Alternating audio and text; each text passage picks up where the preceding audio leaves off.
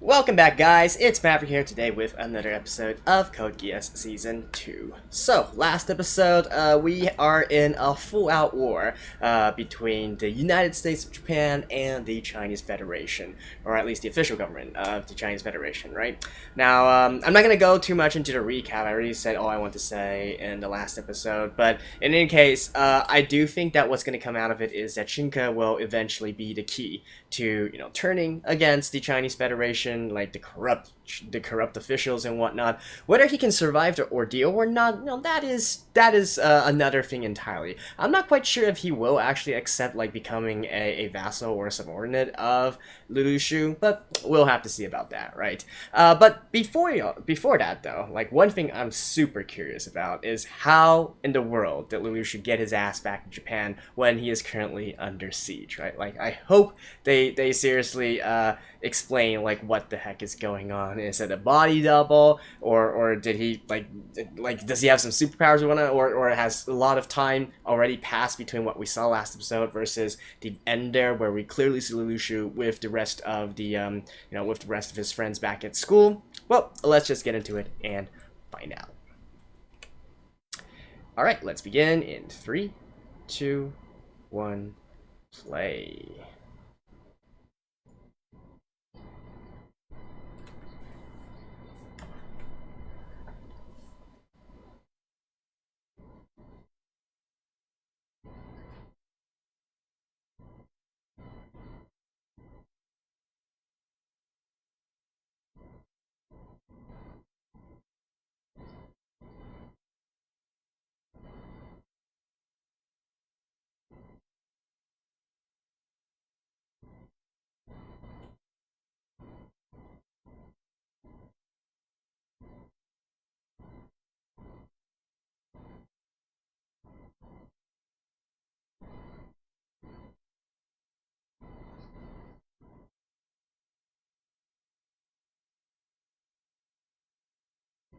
Huh?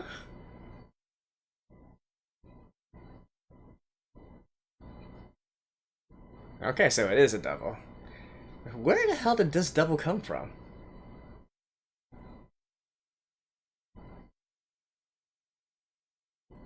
Damn, it's Psycho? What?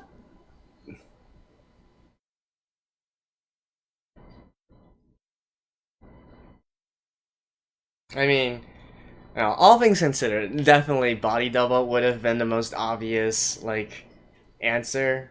But with Lucy, you never know, right? With this series, you never really know.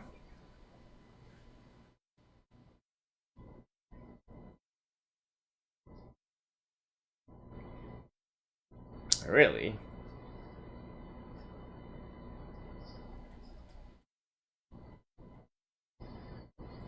Nah, Shinka definitely wouldn't stand for that, right?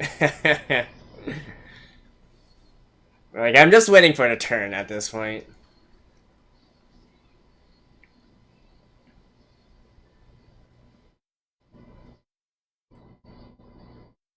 By the way, if it was really still, like, the Imperial family in power and whatnot, I'm sure they wouldn't have made the decision to destroy the mausoleum. If nothing else, the Chinese Imperials are very proud of their heritage. But, with the new government and whatnot, it's kind of hard to say.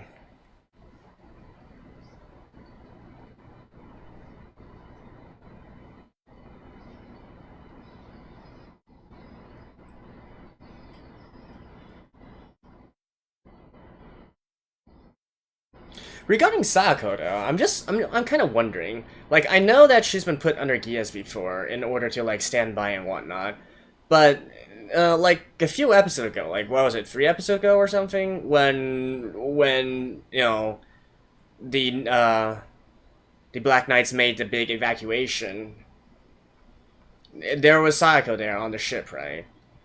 So I think, like, regardless of Geass or not, she is a loyal follower of Zero, or I guess more specifically of Lelouch.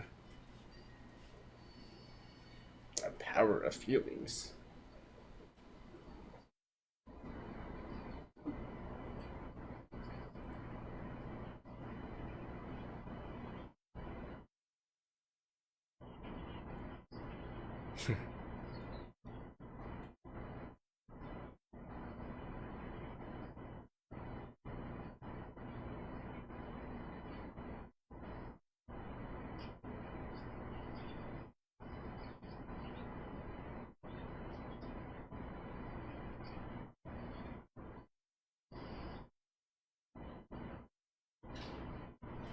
Like, and this is what I was saying in the last episode, right?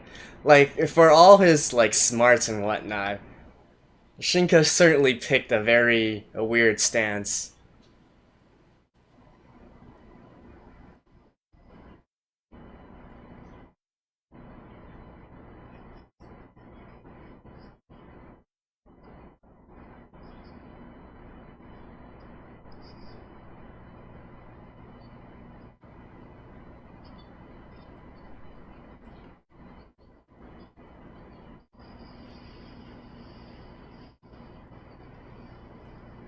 Alright, so how are they gonna turn this around?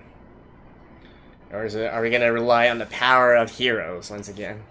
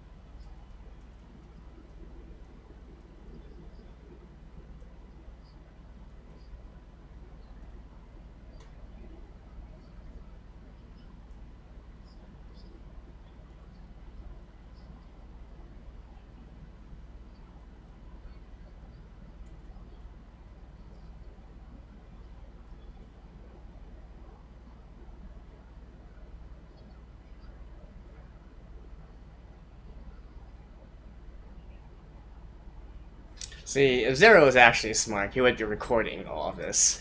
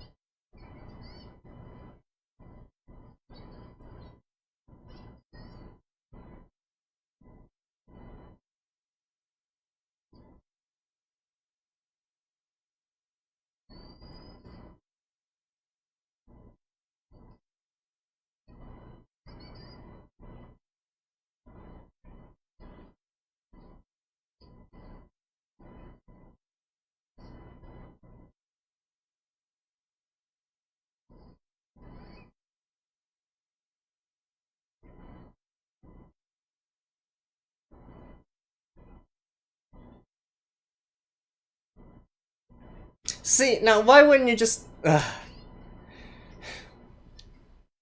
Like, I'm sorry, guys. I get that this is supposed to be an emotional scene and whatnot, but... I mean, if you guys have been following me so far, you understand, like, why I'm being so... so nonplussed about this situation.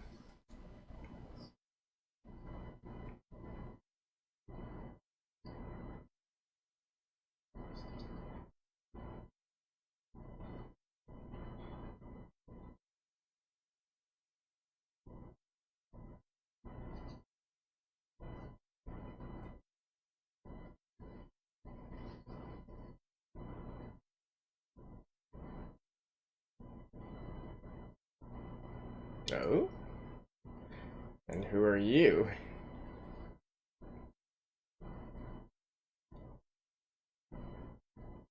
Reinforcements from India?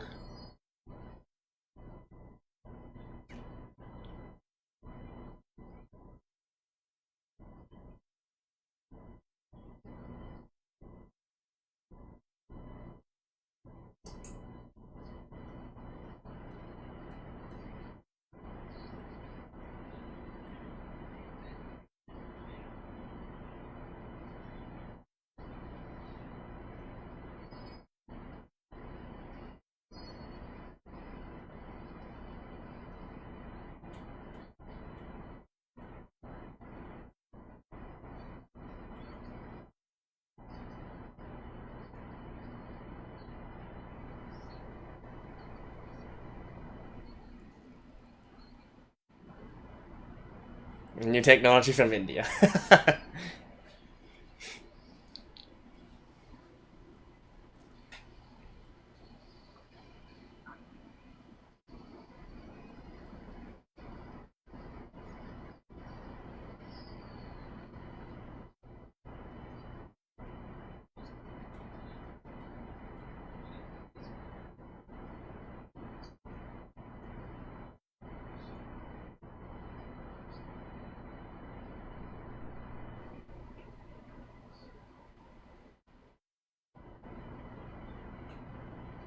That is true.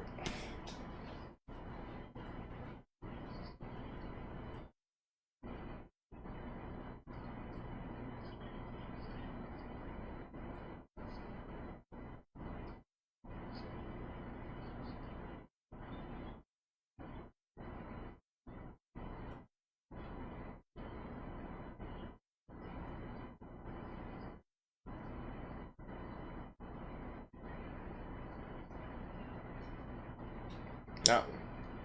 So he was recording it?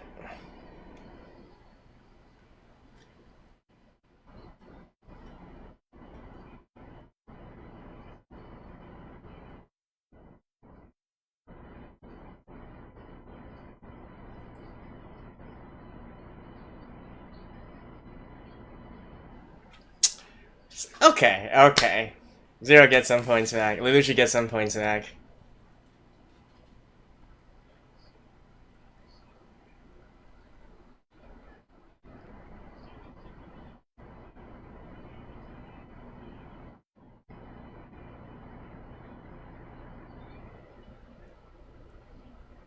I mean... right. At least this makes sense, right?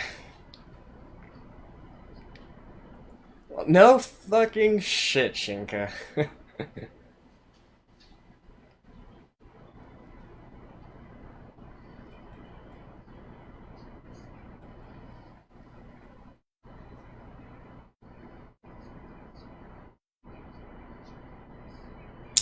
The will of the people!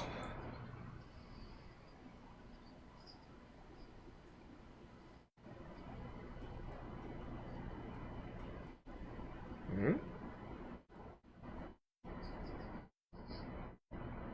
Oh. There's a big boss coming?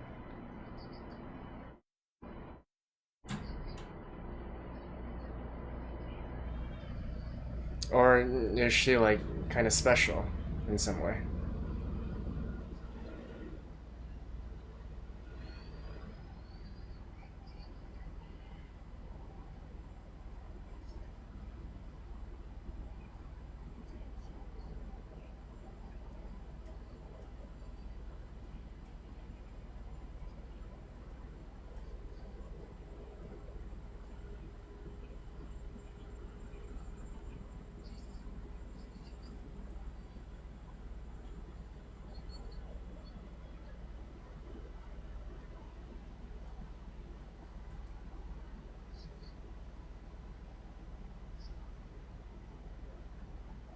You would have crushed them all.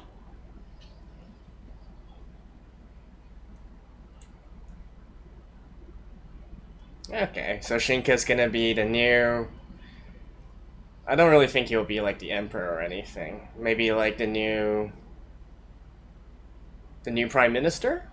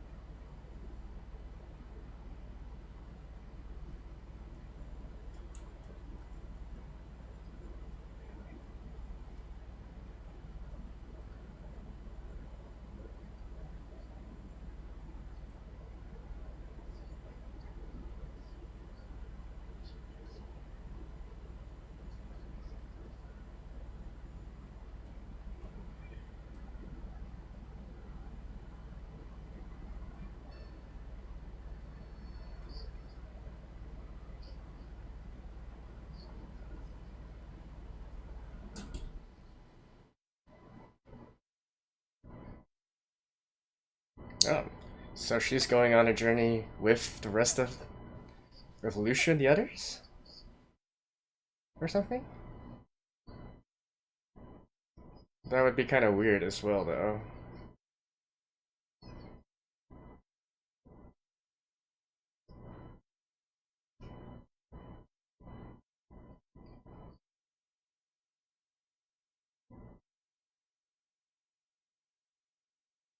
Really?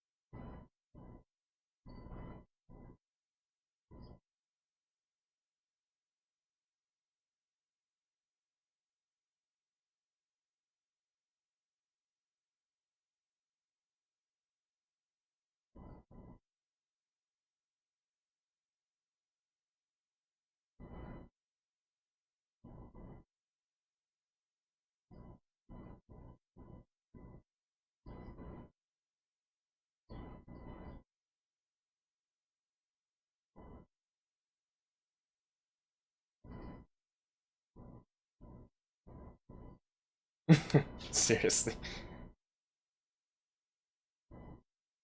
No?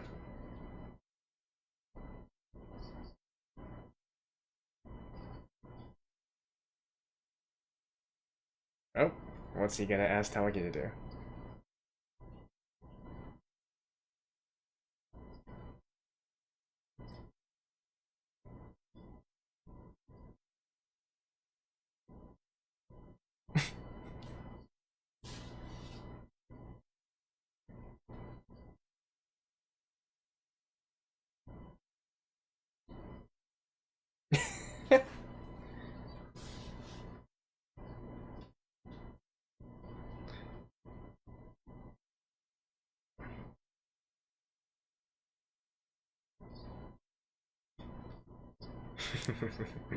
So after all of the tension and whatnot,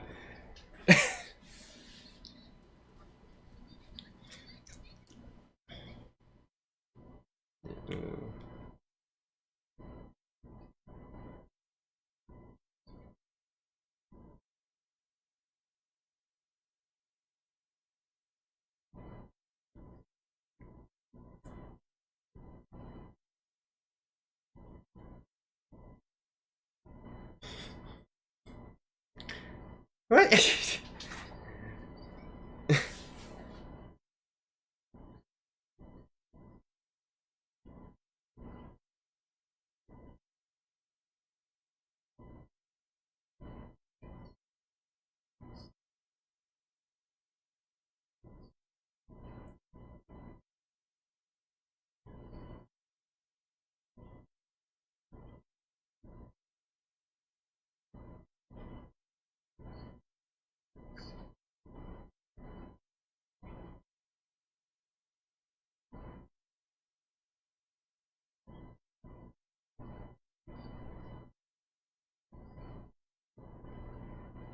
See, why couldn't they have done this from the very beginning? I'm just saying.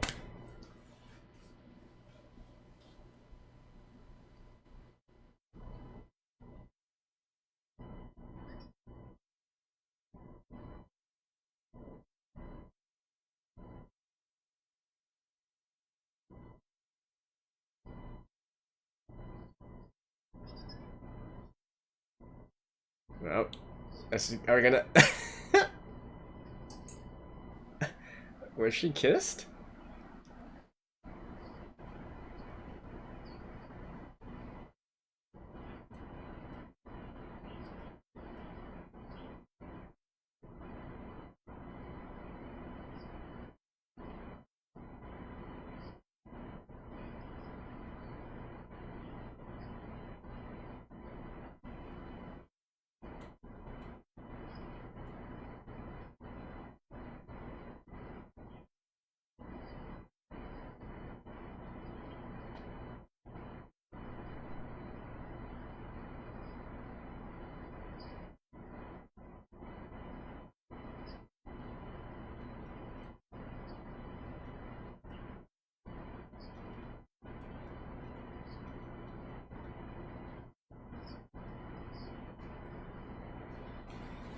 Well, there's a C2, there's a V2. Is there like an A2, B2, Z2?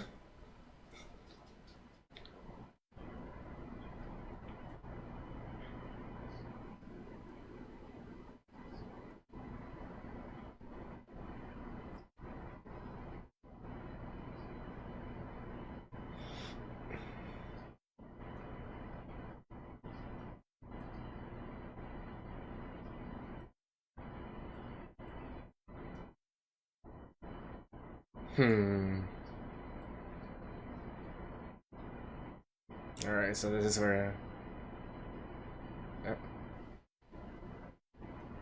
Hmm?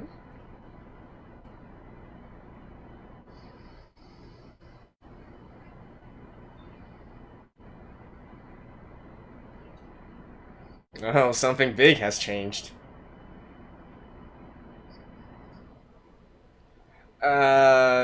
Girl, I think you gotta mention that to him.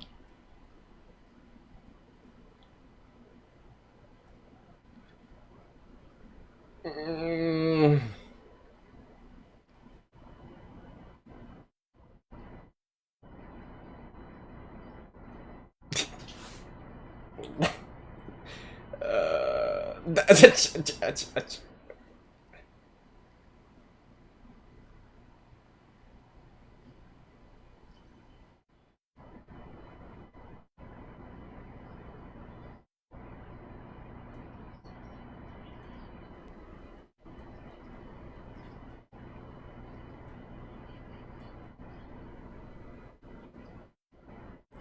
Okay.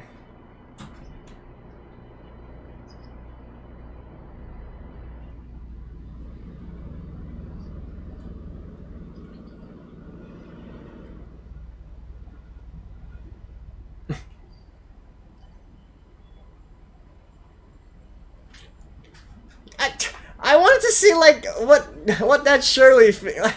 Come on, you guys can't end there. Oh my god. All right, I will see you guys after this. Alright guys, so with this we end, I guess, the Chinese Federation arc, if you will. I'm not quite sure if this is called an arc, but now that Lelouch is back at the academy, back at school, and we've got these transfer students as well, I kind of have the feeling that we're going to be focusing more so on the Japan side of things, more than ever, right? And Kellen, well, I guess she's just going to be gone for a while, question mark.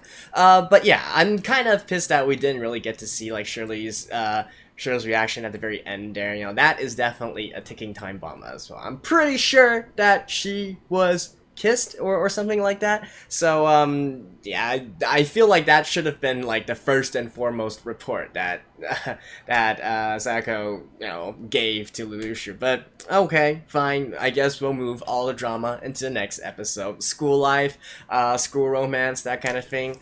Okay, so let's put that aside for now. And also, I'm not going to be talking too much about things regarding the cult, the occult, the supernatural, and whatnot, because, quite honestly, there's just too little information to go by, right? In terms of V2, C2, what happened on the battlefield, and all that kind of stuff, like what's going on with V2 all the way on the other side of the world. Let's put that aside, right? Let's focus just on the sort of like real flesh and blood stuff that happened in this episode. So the entire thing between Shinka and the Tianzi and Lelouch and all of that, right? I said already last episode, we could have avoided this situation entirely. Like, if both sides actually sat down and fought this through, we wouldn't have been in this situation in the first place. Shinka's first and most obvious out to his sort of like rebellion and whatnot would be to ally with Lelouch. And see, the thing that happened here is the exact thing that I've been mentioning and why Shinka should have done this earlier, right? So what I'm talking about is the leverage that he has. So by only accepting Lelouch's help when he was already in a position where he could have no choice but to accept that help, you give up all the leverage that you have. So that's why in the closing moments of that scene, they were able to argue over the eventuality of where the Tens would be going and her sort of like her sort of like end status, right? Now, of course, anime being anime, anime and you know, the power of love, the power of feelings and whatnot, the power of the protagonist. So in the end, it didn't really turn into anything too.